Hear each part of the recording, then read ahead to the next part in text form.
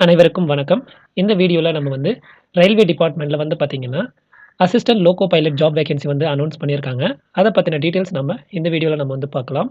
இந்த வெப்சைட்டோட லிங்க்க நான் வந்து வீடியோக்கு கீழ டிஸ்கிரிப்ஷன்ல குடுக்குறேன். நீங்க கிளிக் பண்ணி இந்த நோட்டிஃபிகேஷன் உள்ள வரலாம். இத அப்ளை பண்ற லிங்க்கும் நான் வந்து வீடியோக்கு கீழ குடுக்குறேன். அந்த டிஸ்கிரிப்ஷன்ல நீங்க வந்து லிங்க் இருக்கும். அத கிளிக் பண்ணி நீங்க வந்து இந்த ஜாப்க்கு வந்து அப்ளையும் பண்ணலாம். இப்ப இந்த நோட்டிஃபிகேஷன்ல என்ன குடுத்துருக்காங்க அப்படின்றத நம்ம வந்து ஒன் பை ஒன்னா பார்க்கலாம். இந்த அப்ளிகேஷன் ஸ்டார்ட் ஆன டேட் வந்து பார்த்தீங்கன்னா, ஏப்ரல் மாசம் 12ஆம் தேதி வந்து பார்த்தீங்கன்னா, அப்ளிகேஷன் வந்து ஸ்டார்ட் ஆயிருக்கு. இதுக்கு வந்து குளோசிங் டேட் வந்து பார்த்தீங்கன்னா, மே மாசம் வந்து 11ஆம் தேதி வரைக்கும் டைம் வந்து குடுக்குறாங்க. நைட் 12 மணி வரைக்கும் வந்து குடுக்குறாங்க. ஸோ இதுக்கு அப்ளை பண்றவங்க இந்த டேட்டுக்குள்ள நீங்க வந்து அப்ளை பண்ணணும். இந்த அப்ளிகேஷனுக்கு ஃபீஸ் பேமெண்ட் கட்டுற லாஸ்ட் டேட் வந்து பார்த்தீங்கன்னா, 13ஆம் தேதி மே மாசம் வரைக்கும் வந்து டைம் குடுக்குறாங்க. அன்னைக்கு நைட் 12 மணி வரைக்கும் வந்து டைம் குடுக்குறாங்க. அப்ளிகேஷன் ஃபீஸ் வந்து இந்த டேட்க்குள்ள நீங்க வந்து கட்டிடுங்க. அதுக்கப்புறம் பார்த்தீங்கன்னா நீங்க அப்ளிகேஷன் வந்து சப்மிட் பண்ணும்போது ஏதாவது மிஸ்டேக் பண்ணியிருந்தீங்கன்னா, அதுக்கான கரெக்ஷன் பண்றதுக்கான டைம் வந்து குடுக்குறாங்க. ஸோ 14ஆம் தேதியிலேருந்து 23ஆம் தேதி வரைக்கும் வந்து டைம் குடுக்குறாங்க, மே மாசம். அதில வந்து நீங்க வந்து கரெக்ஷன்ஸ் பண்ணிக்கலாம். ஆனா எது எது வந்து கரெக்ஷன் பண்ண முடியாது அப்படின்றத சொல்லியிருக்காங்க. நீங்க வந்து அக்கவுண்ட் வந்து கிரியேட் பண்ணும்போது குடுத்த டீட்டெயில்ஸும், அதுக்கப்புறம் பார்த்தீங்கன்னா, ஆர்ஆர்பி டீட்டெயில்ஸும் வந்து பார்த்தீங்கன்னா, கரெக்ஷன் பண்ண முடியாது அப்படின்றத அவங்க வந்து போட்டிருக்காங்க. மத்தபடி நீங்க வந்து அப்ளிகேஷன் ஃபார்ம் வந்து ஃபில் பண்ணும்போது, நீங்க வந்து ஏதாவது மிஸ்டேக்ஸ் பண்ணியிருந்தீங்கன்னா, அத வந்து கரெக்ஷன் பண்றதுக்கு 14ஆம் தேதியிலேருந்து 23ஆம் தேதி வரைக்கும் வந்து டைம் குடுக்குறாங்க. இந்த ஜாப்க்கு வந்து அதாவது அசிஸ்டன்ட் லோகோ பைலட் ஜாப்க்கு வந்து பார்த்தீங்கன்னா, லெவல் 2 பிரகாரம் ரூ. 19,900 வந்து சேலரி வந்து குடுக்குறாங்க. இதுக்கான ஏஜ் லிமிட்டும் வந்து குடுத்துருக்காங்க. பொதுவா எல்லாருக்குமே வந்து பார்த்தீங்கன்னா, 18 வயசுலேருந்து 30 வயசுக்குள்ள இருக்கணும் அப்படின்றது சொல்லியிருக்காங்க. இதுக்கான டோட்டல் வேக்கன்சி அப்படின்றது பார்த்தோம்னா, 9,970 வேக்கன்சி இருக்கு. மொத்தமா வேக்கன்சி. ஸோ அப்ளை பண்றவங்க தாராளமா வந்து அப்ளை பண்ணலாம். டோட்டலா வந்து பார்த்தீங்கன்னா, இந்தியா ஃபுல்லா 9,970 வேக்கன்சி இருக்கு. அடுத்ததா யார் வந்து அப்ளை பண்ணலாம் அப்படின்றத குடுத்துருக்காங்க. ஸோ இந்தியன் சிட்டிசன்ஸ் எல்லாருமே வந்து அப்ளை பண்ணலாம். நேபாள், பூட்டான் இந்த மாரி இருக்கிறவங்களும் அப்ளை பண்ணலாம் அப்படின்றத அவங்க வந்து போட்டிருக்காங்க. ஸோ ஏஜ் லிமிட்ட பத்தி குடுத்துருக்காங்க. ஸோ ஏஜ் லிமிட் நம்ம இதுக்கு முன்னாடி பார்த்த மாரி 18 வயசுலேருந்து 30 வயசுக்குள்ள இருக்கணும். இது வந்து எல்லாருக்குமே ஜென்ரலா. அதுக்கப்புறம் பார்த்தீங்கன்னா, ஏஜ் வந்து ரிலாக்சேஷன் வந்து குடுத்துருக்காங்க.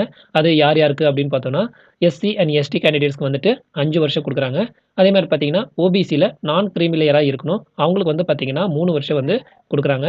அதே மாரி பார்த்தீங்கன்னா, எக்ஸ் சர்வீஸ் மென்ஸ்க்கு வந்து பார்த்தீங்கன்னா, எந்தெந்த கேட்டகரிக்கு வந்து எவ்வளோ எவ்வளோ வருஷம் நாங்க வந்து ஏஜ் ரிலாக்சேஷன் குடுக்குறோம் அப்படின்றதையும் அவங்க வந்து குடுத்துருக்காங்க. பாருங்க 3 வருஷம், 6 வருஷம், 8 வருஷம். எக்ஸ் சர்வீஸ் மேன்ல எஸ்சி அண்ட் எஸ்டியா இருந்தாங்கன்னா, அவங்களுக்கு வந்து 8 வருஷமும், ஓபிசில நான் கிரீமி லேயரா இருந்தீங்கன்னா, அவங்களுக்கு வந்து 6 வருஷமும், அதுவே வந்து பார்த்தீங்கன்னா, ஜெனரல் கேட்டகரியும், இடபிள்யூஎஸ் கேட்டகரியா இருந்தீங்கன்னா, அவங்களுக்கு வந்து 3 வருஷமும் அப்படின்றது அவங்க வந்து குடுத்துருக்காங்க.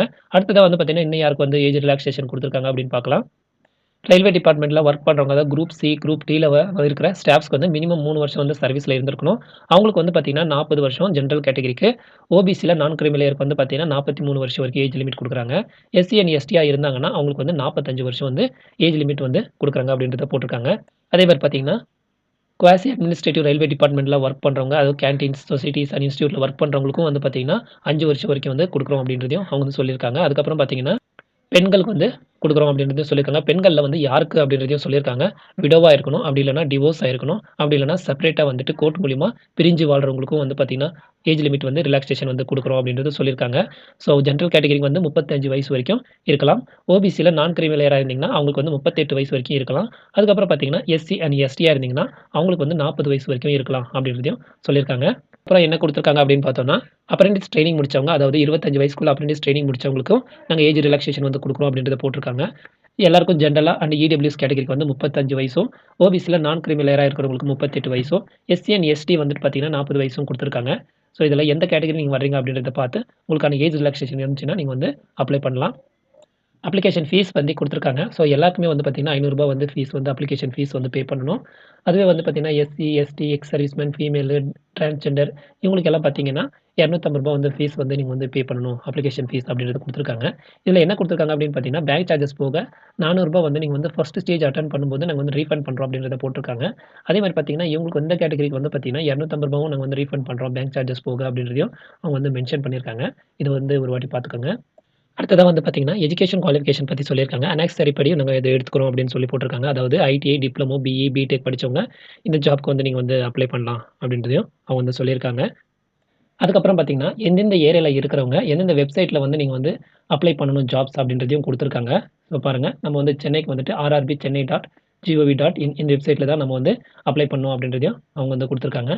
இந்த வீடியோ உங்களுக்கு யூஸ்ஃபுல்லா இருக்கும்னு நம்புறேன். இந்த வீடியோ இவ்வளோ நேரம் பார்த்ததுக்கு ரொம்ப நன்றி.